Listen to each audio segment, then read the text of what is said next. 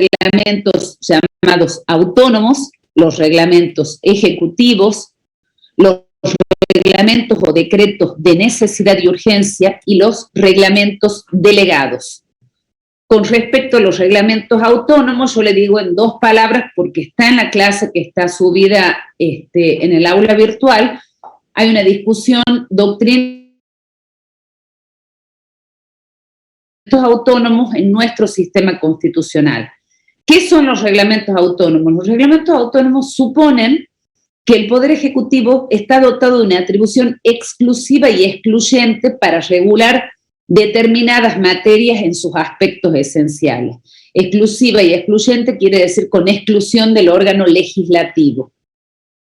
Según autores como Balbín y Gordillo, no existe una zona de reserva en materia normativa a favor de la administración, como sí hay a favor del órgano legislativo, que es el que en propiedad le corresponde la atribución de dictar normas de alcance general.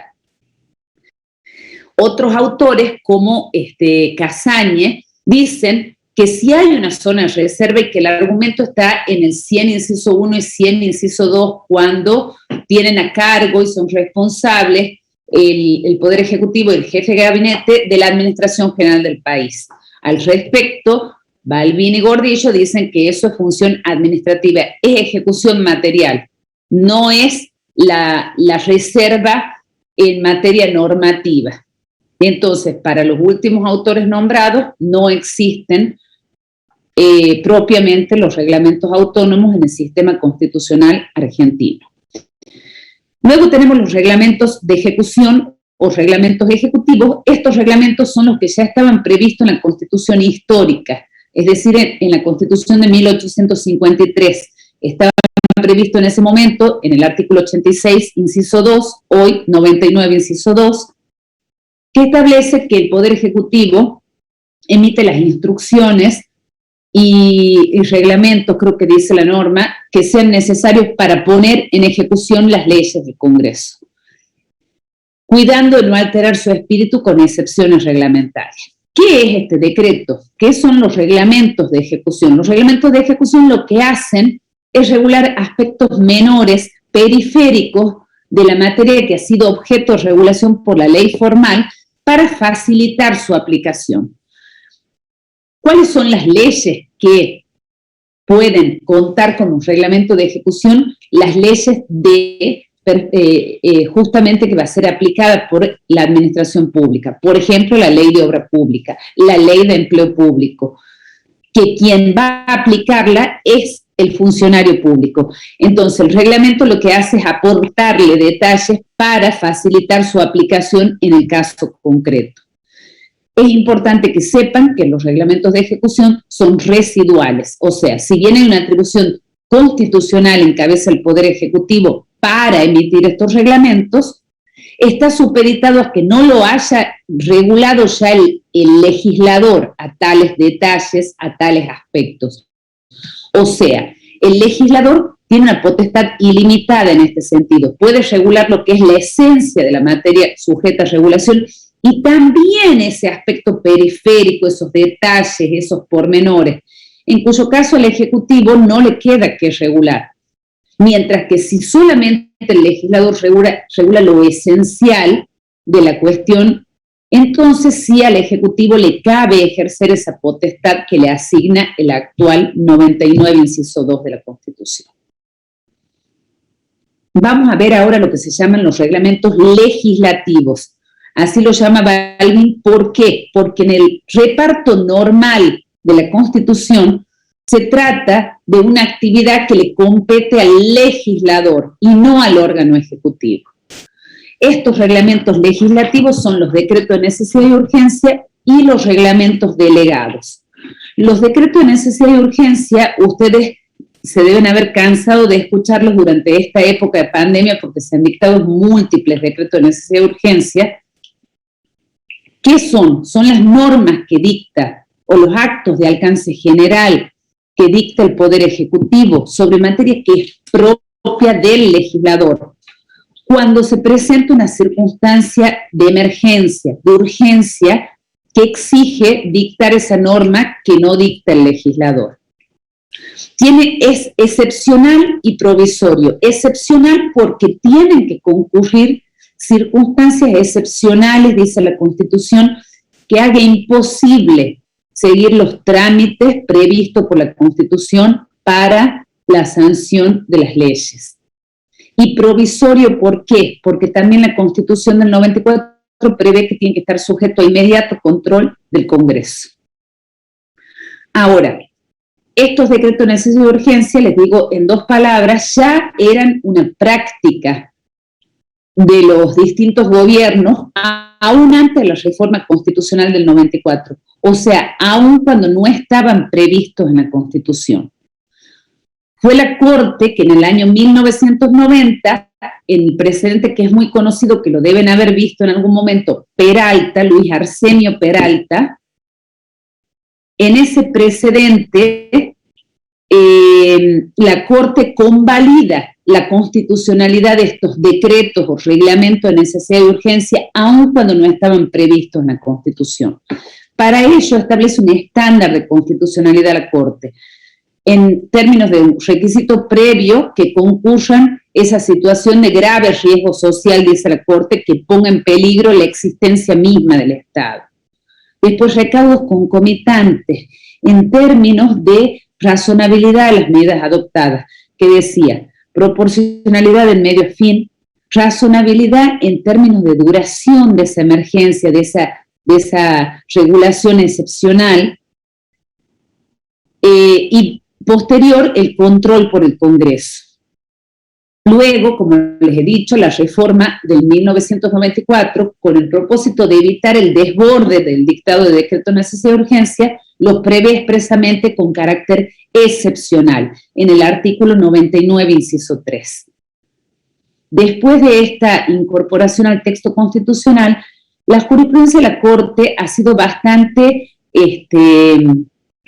errática y ha habido precedentes donde directamente abdicó de ejercer el control diciendo que no había un caso concreto, que es lo que condiciona el conocimiento de una causa por el juez, y en otros, en cambio, hizo un control profundo, no solamente por la concurrencia de la condición habilitante de las circunstancias excepcionales, sino también de fondo, en términos de razonabilidad de las medidas que se habían adoptado, que son los precedentes Berrocchi y con posterioridad consumidores argentinos, que básicamente reproduce Berrocchi. En cambio, aquellos donde abdicó o relajó el rigor del control son el caso Rodríguez, que es la privatización de los aeropuertos, el caso Guida también, que flexibiliza ese control. Luego, finalmente, con respecto a los reglamentos delegados, también hay una categoría que Balbín dice que son reglamentos legislativos. ¿Por qué? Por la misma razón, porque son reglamentos sobre materia propia del Congreso que las emite el Poder Ejecutivo. La gran diferencia con el reglamento de necesidad de urgencia, es que acá, como su nombre lo indica, supone una delegación habilitante del órgano legislativo. O sea, acá el reglamento delegado está precedido de una ley de delegación, de una ley delegante, que establece una serie de condiciones dentro de las cuales el órgano ejecutivo va a dictar ese reglamento delegado. Ambos tienen en común que regulan los aspectos esenciales de una materia que en el reparto constitucional corresponde al órgano legislativo y que excepcionalmente la dicta el Poder Ejecutivo, ya sea mediante reglamento de necesidad de urgencia o reglamentos delegados. Estos reglamentos también eran una práctica antes de la reforma constitucional del 94 y han sido incorporados tras la reforma del 94 en la Constitución. En el ámbito provincial, y con esto termino esta pequeña explicación, los reglamentos de necesidad y urgencia antes de la reforma constitucional del 2006 ya estaban previstos legislativamente. En el 2006 se los incorpora al texto constitucional provincial con una regulación bastante criticada, por cuanto admite la aprobación tácita, consagra la aprobación tácita de los decretos de necesidad y urgencia en caso de silencio de la legislatura. Esto había sido ya muy criticado por la doctrina y finalmente, hace un par de años, la Corte local, en el precedente Iriarte, declaró la nulidad e inconstitucionalidad de esa norma de la Constitución provincial. Finalmente, los reglamentos delegados no están expresamente previstos en el régimen local, pese a que también en diferentes ocasiones se han dictado reglamentos delegados en el orden local. Esa es la breve explicación, chicos, que quería darles con respecto a acto administrativo y a reglamentos. No sé si tienen alguna duda. Sí, profe, yo tengo una duda. Buenas tardes. Buenas tardes. Estoy aquí en el manual de Balbín y me genera duda porque usted estaba diciendo de la clasificación de los reglamentos y él los distingue como decretos. Y no sé si es exactamente lo mismo o no. Es lo mismo. Bien.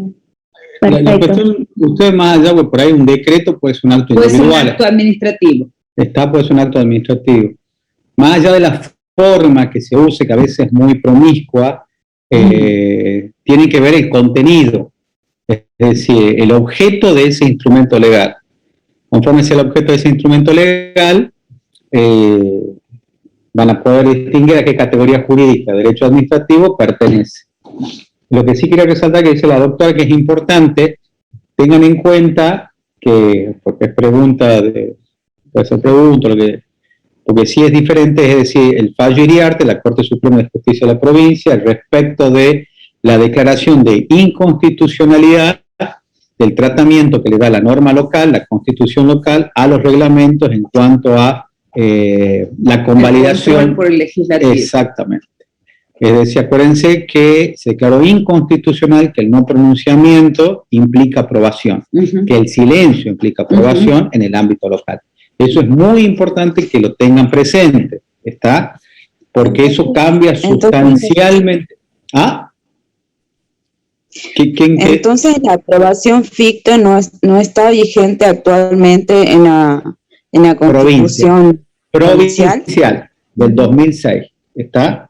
No está vigente porque se declaró inconstitucional en el fallo Iriarte por parte de la Corte Suprema de Justicia de la provincia esa modificación. ¿Está?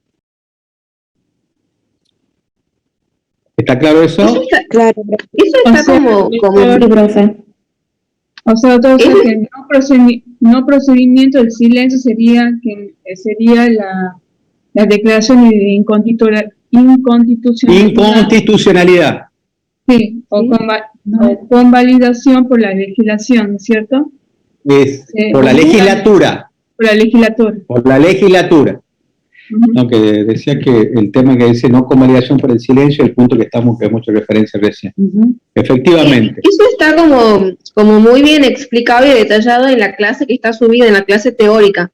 Yo, cuando he agarrado Balbín, también me ha pasado lo mismo, que estaba como decreto, pero si van a la clase está como muy detallado y está casi igual a lo que dice la profesora, así que yo súper recomiendo que lo vean esa clase porque te aclara con muchísimas dudas. Está casi como dice la profesora, porque esa clase la ha hecho la profesora. Bueno, ¿tienen alguna otra duda, chicos? Sí, yo con respecto al tema de la bibliografía, nosotros tenemos hoy reglamentos, actos preparatorios y no sé si vicios también, pero en la acto administrativo. Acto administrativo, perdón. En el programa aparece la diferencia entre acto administrativo y otras figuras. En Balbín sale hecho, vía de hecho, silencio, omisión, acto de alcance general, pero no salen los actos preparatorios. ¿Dónde podría buscar? Yo creo que está en el ensayo de la cátedra, en el libro de la cátedra. Pero no se complica. De todas maneras, es importante que conozcan las siguientes categorías de actos. Acto preparatorio es aquel acto que por ahí sí es importante porque integra el procedimiento previo. Perdón, yo lo que sé que no es importante que busquen conceptualmente una definición doctrinaria respecto de cada uno, pero sino sí que los identifiquen. En una cuestión práctica, a eso voy. Sepan, si se le expresa algún tipo de la parte práctica, por ejemplo, ¿qué implica el acto preparatorio? El acto preparatorio es previo al acto administrativo, por eso es preparatorio, ¿está? No es un acto administrativo, es decir, no produce efectos jurídicos de manera directa e inmediata.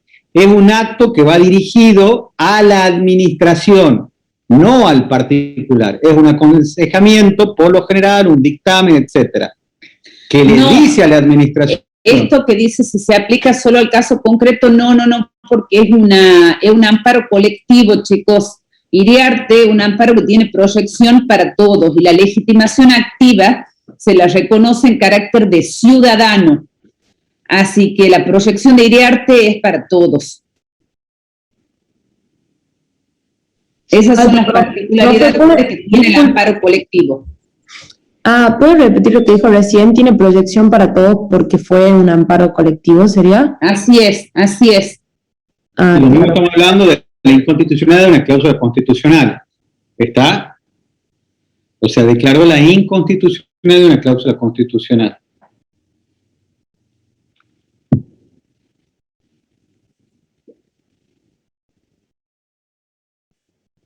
En definitiva, chicos, yo creo que en el libro La Cátedra distinguen, creo que es de Augusto, el desarrollo de los elementos del acto, Sí.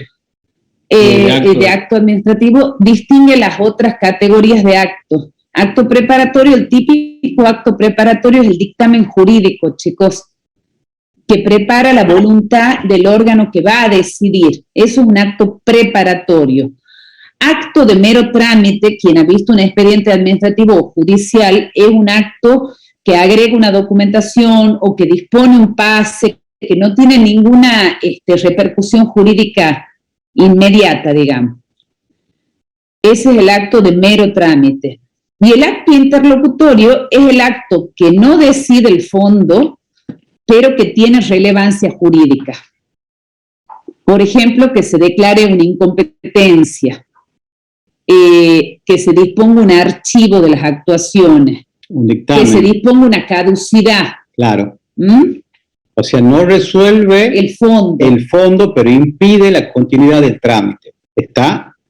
Como dice, sí, archívense las presentes actuaciones, implica que no es que le han dicho que sí o que no a lo que ustedes están pidiendo. Según ustedes piden un pago un pago retroactivo por haberes mal liquidados. Y de repente el expediente no tiene trámite, viene alguien y dice, atento que no existe trámite en el presente expediente, archívense la misma. Ese archívense la misma impide la prosecución del trámite. Por ende, les causa un perjuicio grave e irreparable. Y tiene efectos jurídicos de acto administrativo, asimilable a un acto administrativo. ¿Está? Sí, doctor. Si bien no le han dicho que sí o que no a lo que ustedes estaban pidiendo, pero no poder proseguir el trámite, decirle sí o no, le implica la imposibilidad que la administración se pronuncie respecto de su pretensión. Sí, bueno, vamos al caso práctico. Bueno, escúchenme, chicos, no sé qué hay de acto administrativo, perdón. Hay unos casitos cortitos para identificar qué tipo de actos son.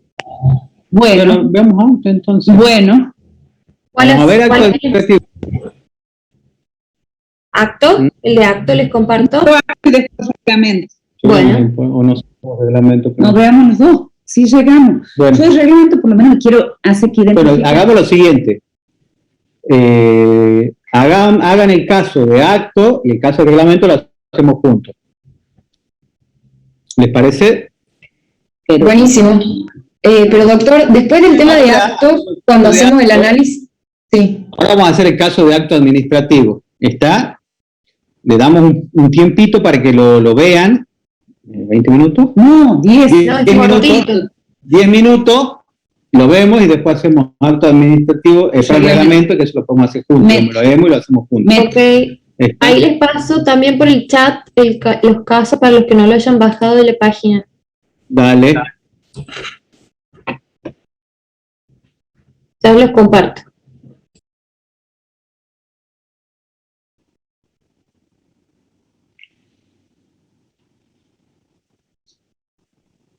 Doctor, es una consulta. ¿El acto, la acción de lesividad es solamente para el acto administrativo o también es para el acto preparatorio, dictamen, la clasificación que estaban dando ustedes hace rato?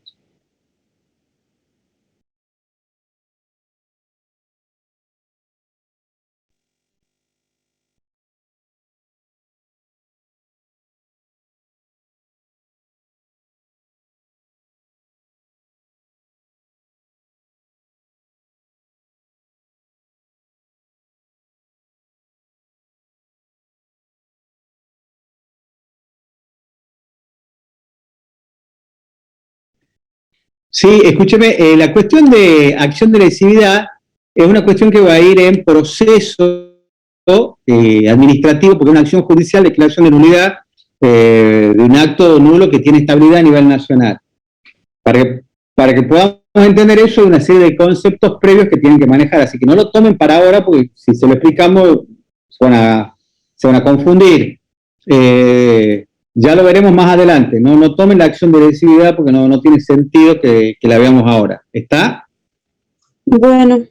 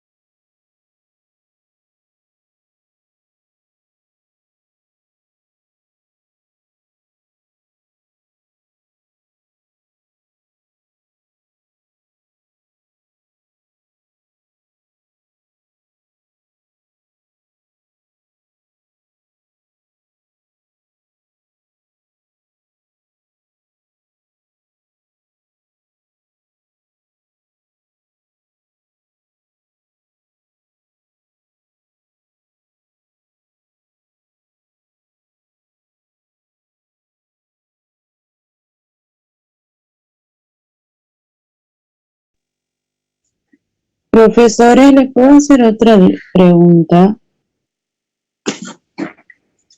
Sí, dígame.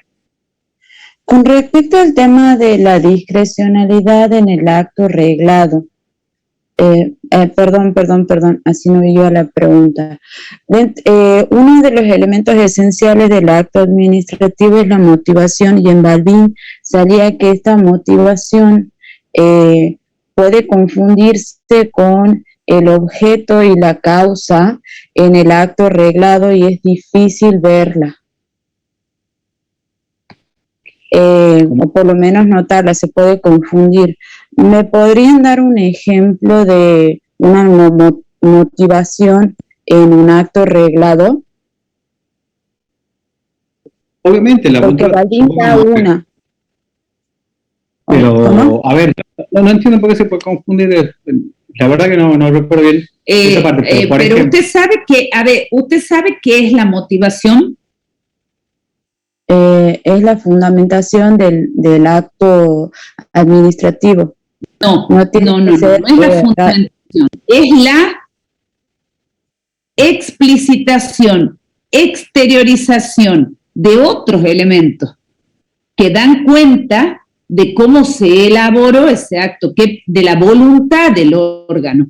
Pero la motivación no es el fundamento en sí, porque eso induce a pensar que es lo mismo que la causa. En realidad, la motivación es la exteriorización en el acto de la causa y de la finalidad. Por eso es que se tener un vicio en la causa y no tener vicio en la motivación. A ver. O puede tener vicio en la motivación porque está huérfano de motivación el acto y ser válida la causa.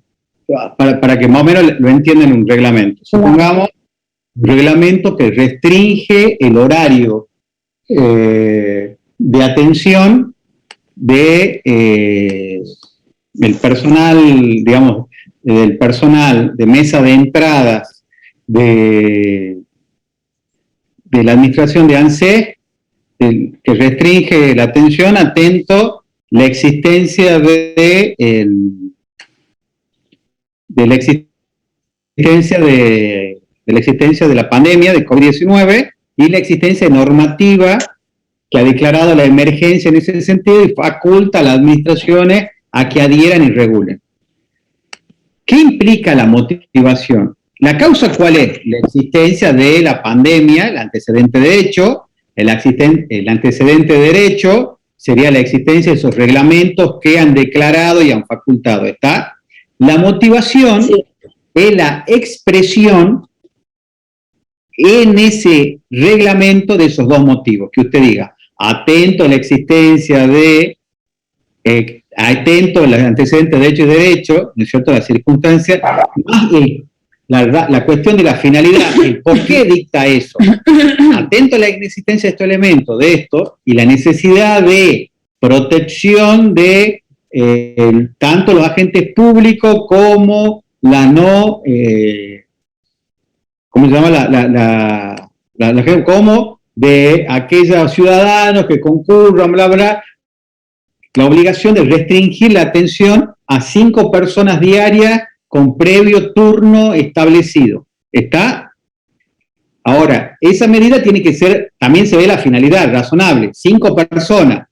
Supongamos que usted tiene que ver con el contexto también en el que fija, es decir, la razonabilidad va a tener que ver con el hábitat en el que están, la cantidad de gente que atiende, etcétera, etcétera. Si usted tiene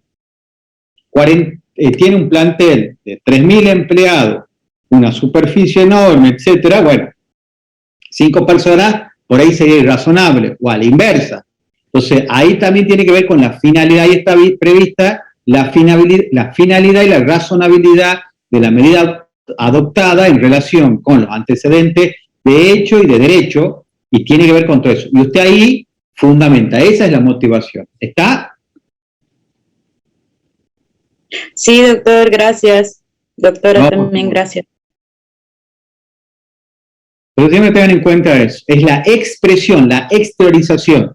La causa existe, pero yo la tengo que exteriorizar, relacionar con el fin perseguido. Que el fin perseguido de esa regulación sea idóneo a el objeto en relación con los antecedentes, como le decía, de hecho y de derecho existente.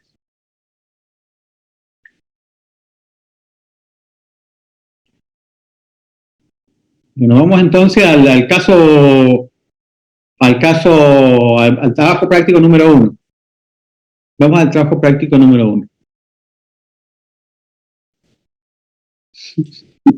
Ahí lo tienen en pantalla. ¿Lo ven?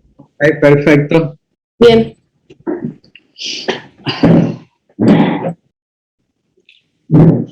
Si quieres.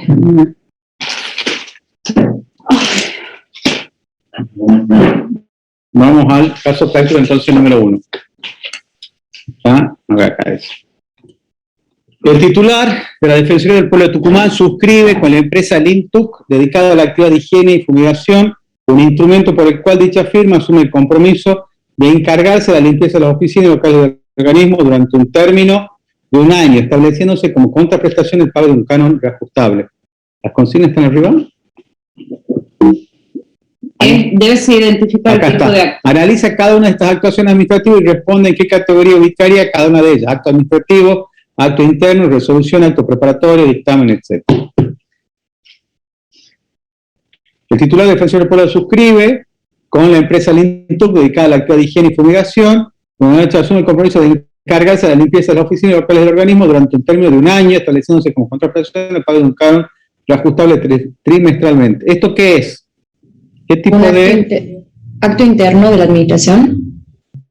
No, acto interno de la administración es aquel que no provoca relaciones jurídicas entre individuos con respecto a individuos particulares, sino únicamente queda entre órganos de la administración. ¿Está?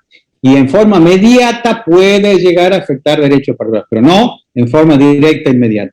¿Esto qué es? ¿Sería un contrato administrativo? Un contrato administrativo, exactamente, es un contrato. ¿Está? Hay bilateralidad, asunción de obligaciones, plazo, bueno, los elementos del contrato, acuérdense.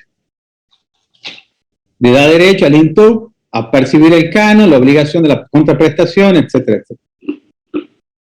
La rectora de la Universidad Nacional de Tucumán, respondiendo a una solicitud del director general de Asuntos Jurídicos de dicha institución, de aquella institución autónoma, dicta una resolución por la cual se establece que a partir de la fecha de la misma, el día del abogado será considerado no laborable para el personal profesional de la mencionada sociedad legal. ¿Eso sí sería un acto administrativo? No hay un abogado individual, hay abogados. ¿Sería como un reglamento? Soy abogado, ¿me pueden obligar a que yo vaya a trabajar ese día? No. Y dice el abogado Pablo Martín Mercado. No. Es un acto de alcance general. Y no ¿Qué carácter? ¿Como un reglamento? Derechos a mí. General. Es un acto de alcance general para todos los abogados. Es un alcance de alto general. General, alcance es para toda la categoría de abogados que integran la Universidad Nacional de Tucumán. ¿Está? Sí. Yo tengo obligación como abogado de ir a trabajar el 29 de agosto del 2023. No. ¿Qué carácter tiene? ¿Y el 2024? No. ¿Y el 25? Tampoco. Entonces, ¿vocación de qué tiene? De permanencia. De permanencia. Entonces, acá vamos a decir, no dice un abogado, dice la categoría de abogado. Siempre que se dé esta situación, entonces, ¿qué es? Un acto de alcance general normativo. Entonces, un reglamento. Un reglamento. ¿Está? Es una norma. Yo todos los 29 de agosto, mientras sea personal de la Universidad Nacional de Tucumán y tenga, y sea abogado y esté en la categoría, tengo el derecho a no prestar servicio ese día y no se me puede obligar, porque es mi derecho, atento y esgrimo esta resolución que es un reglamento. ¿Está? Sería un reglamento autónomo. Sería un reglamento en el ámbito de la administración, ¿está? Que regula una relación. Acuérdense que esta es una institución autónoma. Los reglamentos autónomos están previstos más bien para el Poder Ejecutivo en sí. Que son los reglamentos de ejecución. Es de ejecución. Porque dentro de la norma, de la jerarquía de normas que establecen la obligatoriedad del empleado público de concurrir a su trabajo tales días, bla, bla, bla, se dicta esta norma de ejecución. ¿Está? Pero bueno, aunque digan que es un reglamento o un acto de alcance general normativo, dicho de otra forma, alcanza con eso. La Honorable Legislatura de Tucumán dicta una resolución por la cual se convoca a licitación pública para la adquisición de 300 equipos de computación destinados al uso del personal que presta servicio en el edificio de Calles Muñeca y Avenida Sarmiento. Es de alcance general, pero no es normativo. Ya. Entonces... Porque agota su virtualidad con esa contratación. Aparte se convoca una licitación pública. ¿Está? Acuérdense. Está ¿No es destinado administrativo? ¿Cómo? ¿No es Perdón, administrativo? ¿Cómo? ¿No es administrativo? ¿Es un acto administrativo? No, el acto administrativo es un acto individual. ¿A quién, el esfera del derecho, de quién afecta esto? A ver. De los... ¿Sería un acto interno entonces? Por eso, No. ¿de los que dijo usted?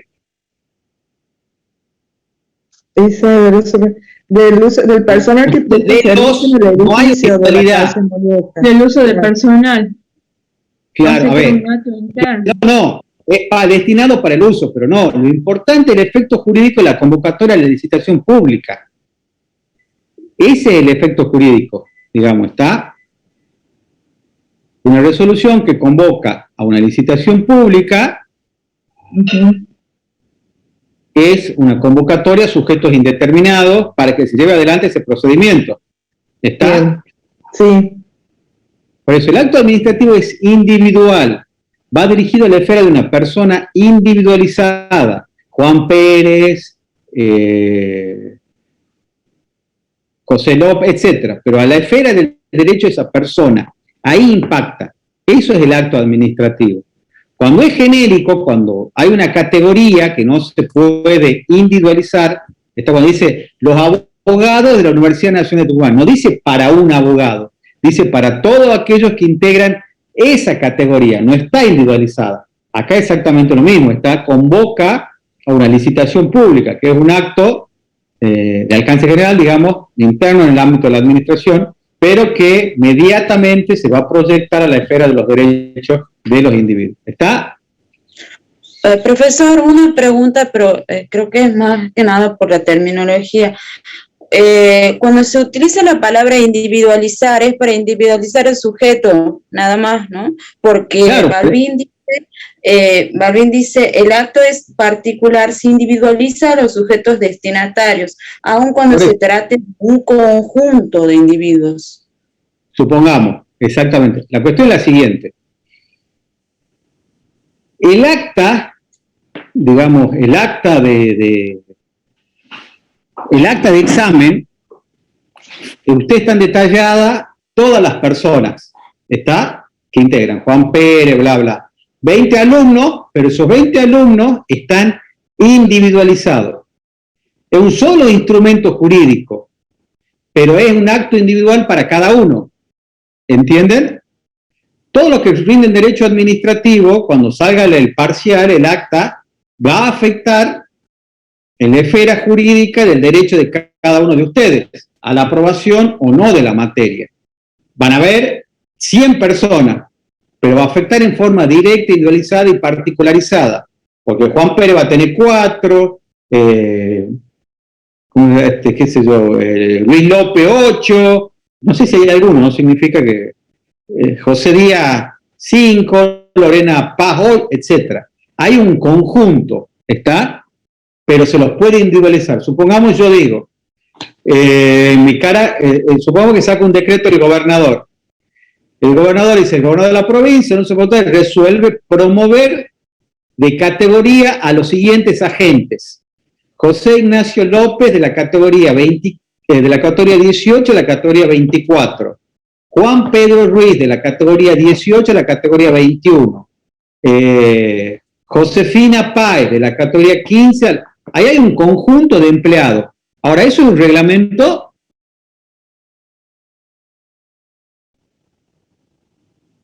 ¿Qué es? En esos casos, como está hablando de una persona en particular y alguien señalado específicamente, sería un acto administrativo por el alcance particular. Particularizado, que afecta en los derechos individuales de José López, de Josefina Páez, etcétera, etcétera, etcétera. Por más que sea un solo instrumento, por eso dice Balbín, ¿cómo es que me repite? Un conjunto de, ¿cómo decía María del Carmen? Que me lee usted, que dice la definición más bien ahí, la última parte. O se trate de... El acto es particular, se individualiza a los sujetos destinatarios, aun cuando se trate de un conjunto de individuos, y no solo de un sujeto. Ahí hay un conjunto de individuos. pero se pueden particularizar e individualizar, ¿está? Porque la que pasa la categoría 18 a la 21 no son todos los actos. Es Josefina Páez, ¿está? Distinto es que yo promueva, digamos, de manera genérica o establezca algún tipo de reglamentación en relación a la categoría. Los abogados como recién decía, de la Facultad de Derecho, perdón, de la Universidad Nacional de Tucumán, tienen derecho a tal cosa. Ahí hay una categoría, pero no hay una individualización, no hay una particularización. Acá yo digo a los agentes, son todos agentes públicos, pero están individualizados, están particularizados. Este conjunto de agentes es promovido, pero en forma individual. Cada uno se puede particularizar de qué categoría a qué categoría. Ahí hay un acto administrativo. ¿Está? Sí, doctor. Entonces el 3 era ¿en qué quedamos? Era un acto general no normativo porque exactamente. Porque la convocación a la licitación pública se consume en ese momento, o sea, en el momento que... Exactamente. Bien, perfecto. La licitación pública, una convocatoria, un sujeto indeterminado, ¿está? No dice, no hay un destinatario específico, sino es genérico. ¿Está claro esto?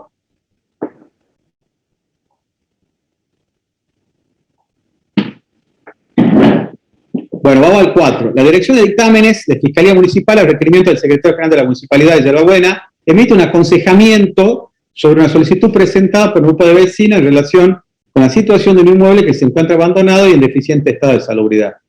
¿De qué estamos hablando acá? ¿No sería un acto preparatorio? Exactamente, un acto preparatorio es un dictamen, porque ese dictamen va dirigido ¿a quién? Al Secretario General de la Municipalidad. No sale de la esfera de la administración. Profe, disculpe, ¿cuáles eran los actos preparatorios? Los actos preparatorios son aquellos, los actos preparatorios son aquellos que van dirigidos de un órgano administrativo hacia otro órgano administrativo. ¿Está? O sea, la Dirección de Dictámenes le dice al Secretario General, otro órgano de la administración, qué es lo que pasa con una consulta que le ha sido sometida a su consideración. Por el contrario, el acto administrativo sale de la esfera de la administración e impacta en el derecho individual de los particulares, de forma particularizada, concreta. El reglamento sale de la esfera de la administración, pero no impacta de manera individual, particularizada, sino de manera genérica, a una categoría, a un colectivo, a los vecinos de Yerbabuena, a los abogados de la universidad, a las pensiones, a las personas en situación, exactamente, etcétera. Es un colectivo, una categoría, y tiene efecto normativo y de permanencia cuando varias veces regula la misma situación que se le presenta. Los alumnos de la Facultad de Derecho van a promocionar las materias con un promedio de 6, un reglamento. ¿Quién? Los alumnos 2011, 2015, no, los alumnos. Y cada vez que rindan, tienen que sacar 6 para poder promocionar.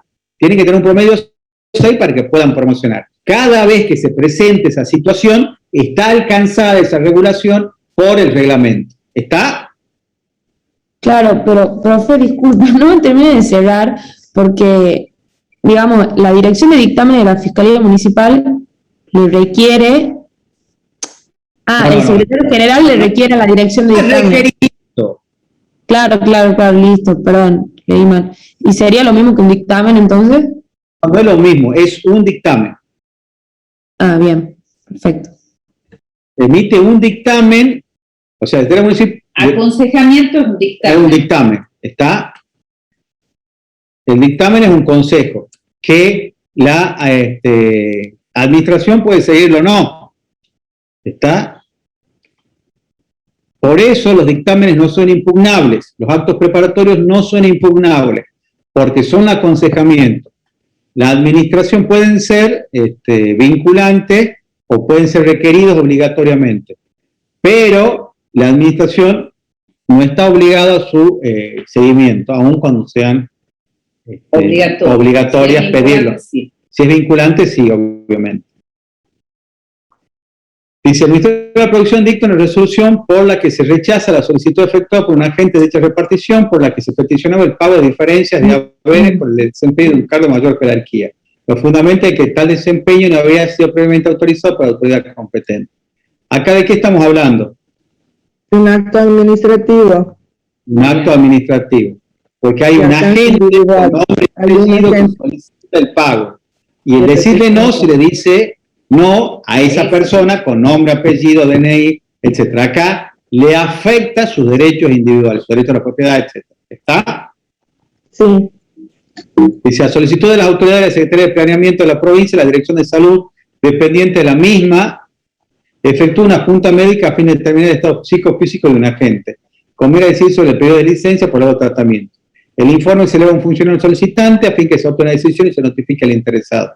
¿De qué estamos hablando acá? Y de un acto de carácter preparatorio, de un informe. Exactamente. Es un informe que va dirigido a quién, al funcionario que va a decidir. ¿Está? Por eso, el agente que sometió a la Junta no puede impugnar ese informe. Porque ese informe, pues decir, el informe, usted tienen tres, tienen el órgano que aconseja, dictamina, informa, el órgano que resuelve y el particular. El informe va dirigido al órgano con competencia para resolver. Ahí el órgano con competencia para resolver dicta el acto administrativo, sale de su esfera y recién impacta en la esfera de derechos del individuo del particular. Este íter es un acto administrativo. Esto es un acto preparatorio, porque no va hacia la gente, va hacia el funcionario que va a resolver. ¿Está? Sí, es entre órgano y órgano, digamos, de la administración. Exactamente. Profesor, tengo una pregunta. Siempre que hablemos de dictamen y hablemos de informe y tenga que ver de un órgano o a órgano, ¿siempre es un acto preparatorio? Es un acto preparatorio. Siempre que sea de un órgano de los derechos técnicos que emite un dictamen y va dirigido a otro órgano interno de la administración, estamos hablando de acto preparatorio, porque no hay un acto que resuelve, no hay un funcionario que haya emitido una decisión al respecto. ¿Está?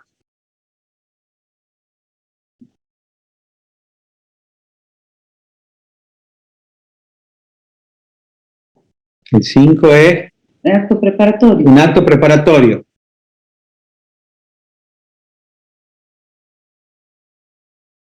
No, el 5 es el administrativo, el 6 es el preparatorio. El 5 es un acto administrativo.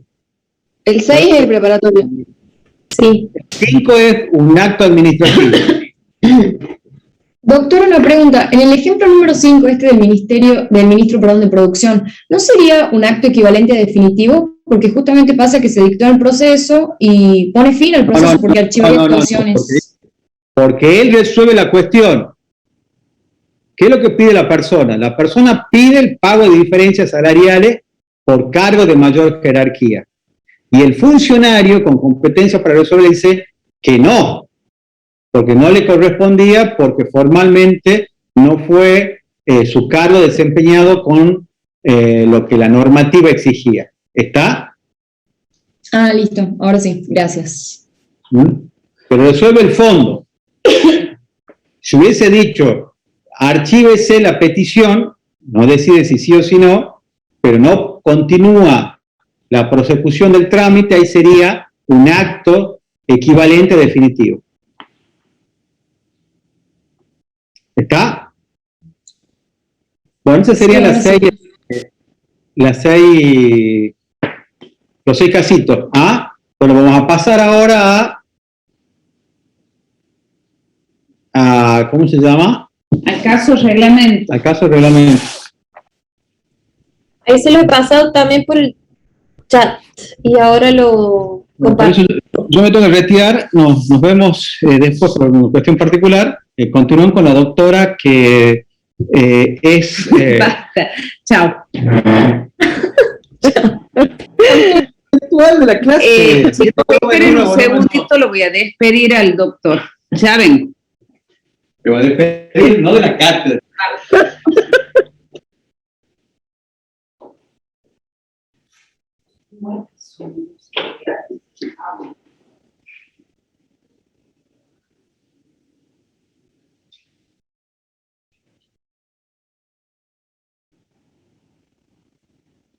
Fíjate que quede bien cerrado.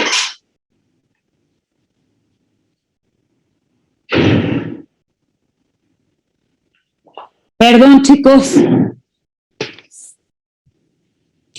Ahí tienen el otro caso por el chat, les repito, y aquí lo tenemos en pantalla también. Bueno, escúchenme, chicos. Este caso, ustedes, si ya lo han visto, se habrán dado cuenta que es larguito. La intención mía era que ustedes tomen contacto con un decreto real, un reglamento real, y cuáles son las dificultades que se pueden suscitar, y qué ha dicho en este caso una Cámara Contencioso Administrativo de Buenos Aires. ¿Han podido verlo o no han visto nada?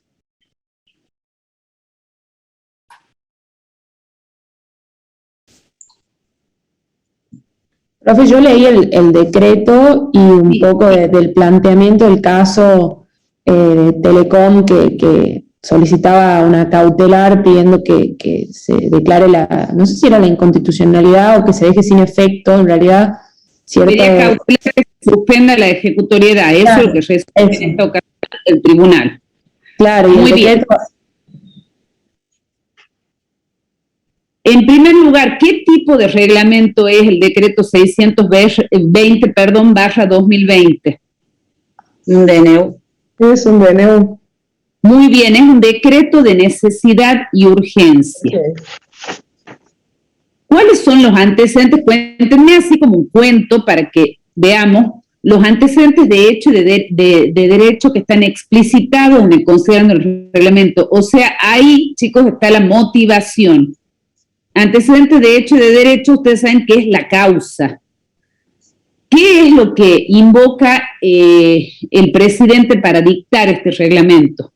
Y para mí, doctora, el hecho de que de las excesivas, o sea, del precio en las tarifas por los servicios prestados por internet, por todo lo que es los servicios de telecomunicaciones.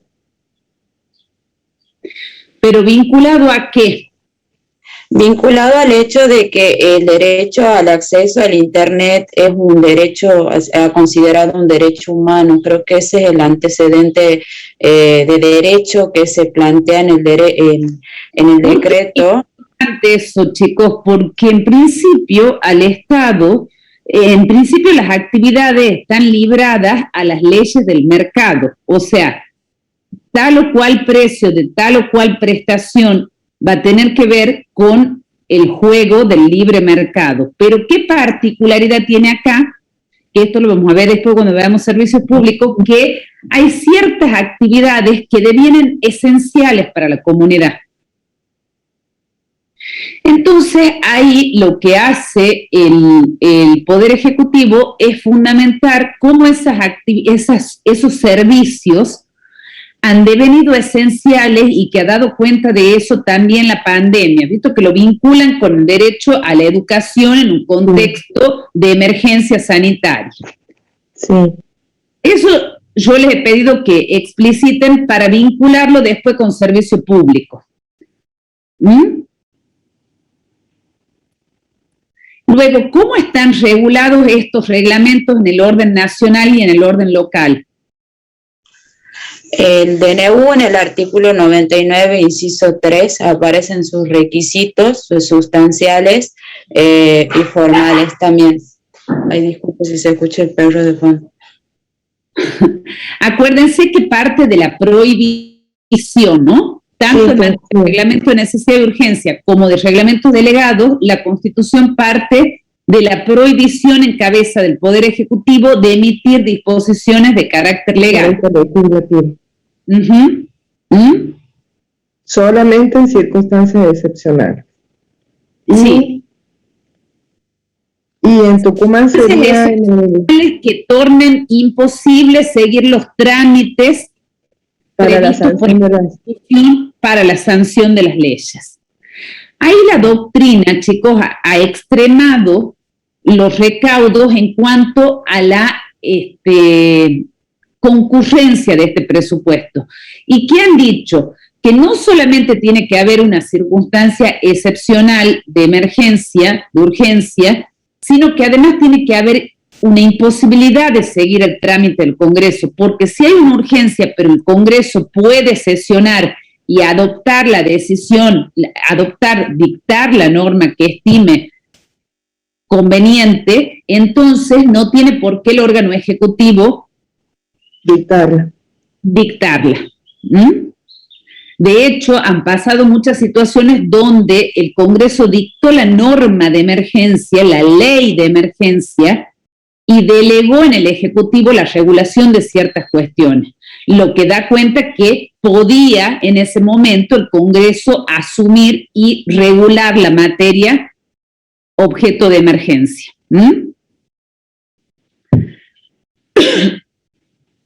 Acuérdense que la materia prohibida, también hablando de cómo están regulados, hay 4 materias prohibidas sobre las cuales el Ejecutivo no puede dictar decreto de necesidad y urgencia, ni siquiera ante una situación excepcional de riesgo social, que es materia tributaria, porque tiene reserva legal ya desde la Constitución histórica, materia tributaria, materia penal, materia tributaria por la misma razón, las dos tienen reserva legal. Luego, partidos políticos y régimen electoral, esas 2 materias fueron incorporadas por el Pacto de Olivos cuando se decidió llevar adelante la reforma a la Constitución. Bien. En el orden local es igual, nada más que no está la materia penal, porque al ser reservado a los códigos de fondo ya no era materia de regulación de la legislatura tampoco. Bien. Luego acuérdense que, a diferencia del orden nacional, en el orden nacional, ¿qué es lo que tiene en cuanto al control por el órgano legislativo? Lo que dice es que deberán exteriorizar su voluntad el órgano legislativo de manera expresa. Esa es la interpretación que se hace con respecto al contralor por parte del órgano legislativo de los decretos de necesidad y urgencia. ¿Cuál es la consecuencia en el orden nacional? Que el decreto de necesidad y urgencia va a tener virtualidad, va a tener vigencia hasta tanto el Congreso se pronuncie en sentido contrario de manera expresa. No lo convierte en ley, al transcurso del tiempo sin que se explicite el Congreso, pero continúa vigente hasta tanto exteriorice de manera expresa la voluntad del Congreso. Mientras que en la provincia está esa regulación que ha sido exactamente, que consagra la aprobación tácita. Si ustedes leen Iriarte en los considerandos, que no me acuerdo qué considerandos son, es al final, es el voto del doctor Ibáñez, expresamente hace una evaluación de cómo es contrario al régimen constitucional esa regulación, valga la redundancia, incluida en la Constitución, por cuanto vulnera el funcionamiento y formación de voluntad del órgano legislativo, que es un órgano colegiado, cuyas decisiones vienen precedidas de un procedimiento de deliberación. Entonces, nunca podría tomarse la no actuación de la legislatura como un acto de aprobación. Ese es básicamente el sentido del fallo que declara nula e inconstitucional la norma de la Constitución local. Doctora, una consulta con respecto a ese caso. Caso Iriarte, creo que hace referencia al artículo 101, inciso 2, una partecita que justamente es la aprobación tácita o ficta. Eso ya es inconstitucional. Sí. ¿Sí?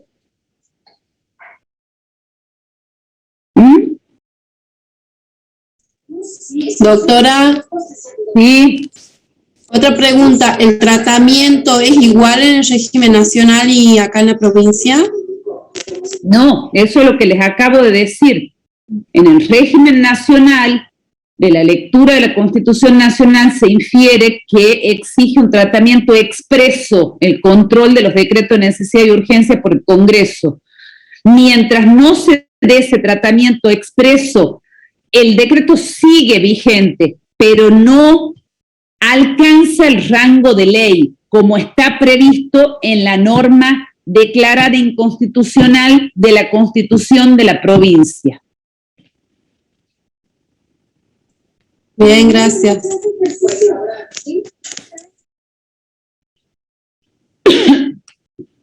Bueno, escúchenme, chicos, díganme ahora cuáles los argumentos de Telecom, cuáles eran los argumentos ensayados por Telecom en esta cautelar.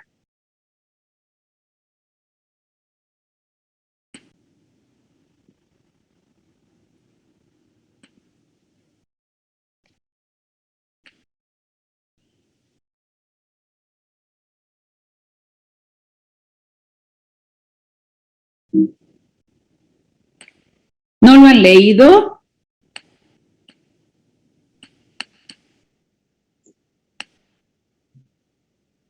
Hola.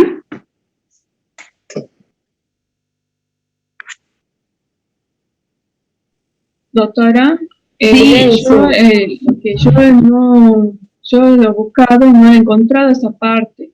Yo lo que he visto, yo lo que he sacado acá, he imprimido los reglamentos administrativos y los análisis del fallo Iriarte. Pero yo no lo he buscado en el campo, por módulo, y no he encontrado eso. Está en el caso, está en el considerando. Está subido en la unidad de reglamentos. Lo que yo he buscado en el reglamento es el reglamento administrativo y el fallo Iriarte, pero yo no he encontrado eso de Telecom ni nada de eso. Yo he buscado por módulos. O sea, ¿Pero no los encontraron en el aula virtual? No lo encontré en el aula virtual, doctora. Disculpe, pero si está, ¿no? Lo encontré, O sea, lo que está subido. Lo que yo llegué a leer era más que nada como que decía que le estaban como imponiendo un esfuerzo económico que iba como que no va a permitir una prestación de un servicio de calidad, o sea, le estaban pidiendo mucho esfuerzo, teniendo en cuenta la situación en contexto pandemia y eso. Sí. Claro, él presenta Telecom, o sea, Telecom presenta, digamos, una medida cautelar y pide, digamos, la inconstitucionalidad del reglamento y de las resoluciones que dicta el ente nacional, que era el que iba a ser encargado de regular todo lo que es el tema de los precios, de cómo iban a ser las tarifas, porque le demandaba, digamos, eran muchos sacrificios, digamos, y sin ninguna contraprestación a cargo. O sea, era como que, porque se habla... ese tema, discúlpeme, ese tema tiene que ver justamente con lo que es el Instituto del Servicio Público. Ya vamos a ver cuando nos toque ver servicios públicos, que el servicio público tiene un régimen, chicos, a veces en condiciones monopólicas, a veces la presta el Estado por sí, a veces la presta un particular a través de una concesión que le da el Estado. Pero lo cierto es que, primero lo que les voy a decir es que el servicio público es un concepto totalmente contingente. ¿Por qué contingente? Porque es una actividad que el Estado en un momento determinado estima esencial para satisfacer los derechos fundamentales de las personas. O sea, es como instrumental el derecho al servicio público. El servicio público es para garantizar la vigencia efectiva de los derechos fundamentales. ¿Por qué les digo que es totalmente contingente? porque lo que en un momento histórico era esencial para una comunidad, deja de serlo. Por ejemplo, la telefonía fija. Hoy muchos hogares ya no tienen teléfono fijo y es un servicio público, porque en su momento era un modo esencial de comunicación. Ese modo esencial de comunicación fue superado por otras tecnologías, léase internet, telefonía celular, etc. Entonces, esas objeciones hay que estudiarlas también a la luz del servicio público. ¿Por qué? Porque cuando cuando el Estado establece que determinada actividad es servicio público, por ejemplo, el transporte pasajero, a la empresa concesionaria del servicio de transporte que va a Tafí del Valle, tal vez no le convenga ir a Ampimpa, pero en cambio debe garantizar la generalidad, o sea, que llegue a todas partes, que el señor que vive en Ampimpa pueda tener un medio de transporte para desplazarse. Entonces, las utilidades se miden con otros parámetros, en términos muy generales les estoy hablando. Pero yo quería que empiecen a visualizar eso. Ahora, ustedes recuerden dos cosas con respecto a los argumentos que ensaya Telecom. Una cuestión que yo les he dicho que la doctrina determinó. Acá no se ve mucho si hay una ley delegante o no, pero uno de los argumentos del Telecom es que había una norma que había declarado la emergencia y que había delegado en el Ejecutivo la regulación de determinados aspectos entre los cuales no estaba, según Telecom, la regulación de lo relativo a las TICs, o particularmente al servicio de telefonía celular y de Internet. Acuérdense que cuando yo les he hablado muy someramente de los reglamentos, hoy les he dicho que en materia de decreto de necesidad de urgencia, la doctrina ha estrechado, ha impreso rigor en cuanto a la condición habilitante, en cuanto a la concurrencia de esas circunstancias excepcionales que hagan imposible seguir el trámite para la sanción de las leyes. Y en tal sentido, entonces, uno de los supuestos donde no concurre ese presupuesto habilitante es cuando el Congreso no solamente está sesionando, sino que ya advirtió la existencia de esa emergencia y la declaró por ley. Entonces, ¿por qué? Porque entonces ahí el órgano ejecutivo solamente puede dictar los reglamentos delegados en tanto la norma de emergencia le haya delegado. Pero no puede dictar decreto de necesidad de urgencia. ¿Por qué? Sobre esa materia sobre la que ya reguló el Congreso, porque el decreto de necesidad de urgencia, el órgano ejecutivo actúa en defecto del Congreso, no en forma conjunta con el Congreso. ¿Me explico? Así hay un fallo que se llama Provincia de San Luis contra Estado Nacional, donde se cuestiona un DNU que mandaba a especificar los depósitos a plazo fijo en la época del corralito, y que precisamente ese decreto de necesidad de urgencia, que era el 214/01, si no me equivoco, o /02, no me acuerdo si es a fines del 2001 o a principios del 2002, ese decreto invocaba como antecedente de derecho tanto el 99, inciso 3, es decir, la facultad de dictar decreto de necesidad de urgencia, como una ley de emergencia. Entonces ahí la Corte, con buen tino, dice, no puede el órgano ejecutivo dictar un decreto de necesidad de urgencia, invocar el 99, inciso 3, cuando el Congreso ya reguló esta materia, que es objeto del DNU, a través de una ley de emergencia. ¿Por qué? Porque el decreto de necesidad de urgencia viene a actuar en defecto del Congreso, cuando el Congreso no puede actuar, no en forma concurrente. Ese es uno de los argumentos que invoca Telecom acá. Y otro de los argumentos que invoque, que yo quería que ustedes lo identificaran en base a la clase que yo les he dado teórica, es que lo toma después el tribunal para resolver, y en esencia resuelve en base a eso el tribunal. Fíjense en el considerando 9, chicos, el argumento Exactamente. ¿Cuál es el argumento central del tribunal? No evalúa si concurrían los presupuestos, no evalúa si hay un control del Congreso suficiente. ¿Qué es lo que hace? Evalúa la medida que adopta, evalúa lo que dispone el órgano ejecutivo. ¿Y qué dice?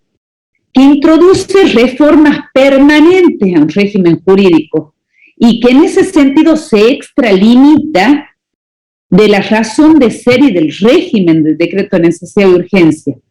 Es decir, aquí la Corte hace un control sustantivo del decreto de necesidad y urgencia, de lo que dispone, en términos, como yo les he dicho, que hace ya en Peralta la Corte antes de la reforma de la Constitución y que luego en Berrochi se ve y se ve luego en Consumidores Argentinos, hace un control sustantivo por lo que regula el decreto de necesidad y urgencia. Dice que no es para sofocar una situación de crisis que además invoca dogmáticamente el órgano ejecutivo porque no prueba que esté afectando el derecho a la educación concretamente, sino que son invocaciones dogmáticas y que en definitiva es como que se erige en legislador porque introduce modificaciones permanentes a la ley de las TICs. Entonces, en razón de eso, hace lugar a la medida cautelar. ¿Qué es lo que les quiero decir por último, chicos, con respecto a esto?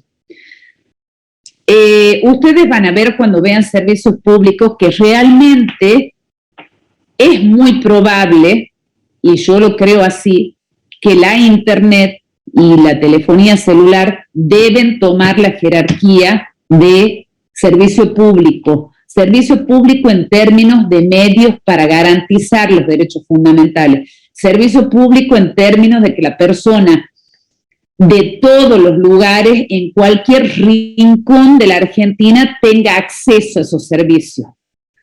Ya van a ver que inclusive en los servicios públicos se prevén tarifas sociales, tarifas diferenciales, que tienden a garantizar la accesibilidad al servicio.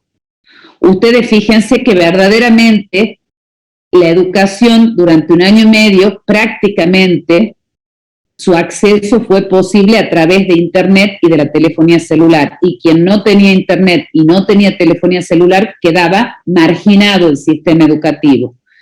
Y les aclaro esto porque quiero decir, más allá de esta sentencia, cuando vean servicios públicos van a ver eso que yo les digo del carácter contingente del servicio público. Lo que antes era un lujo,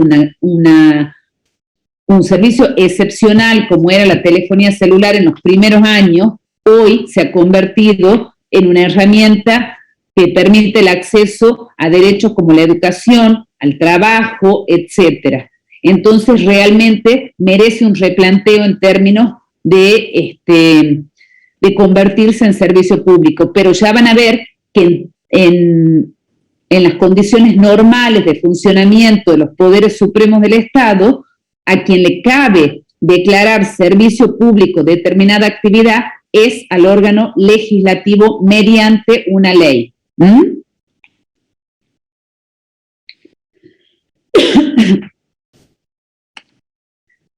¿Tienen alguna duda, chicos?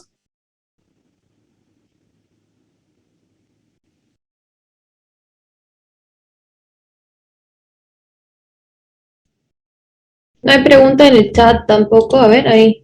No, doctora, dice. Bueno, muy bien. Este fallo y este DNU yo les he puesto para que ejerciten e identifiquen lo que hemos visto en la clase teórica. Si no lo han logrado ver bien, es un buen ejercicio cuando la vean a la clase teórica, cuando estudien el tema.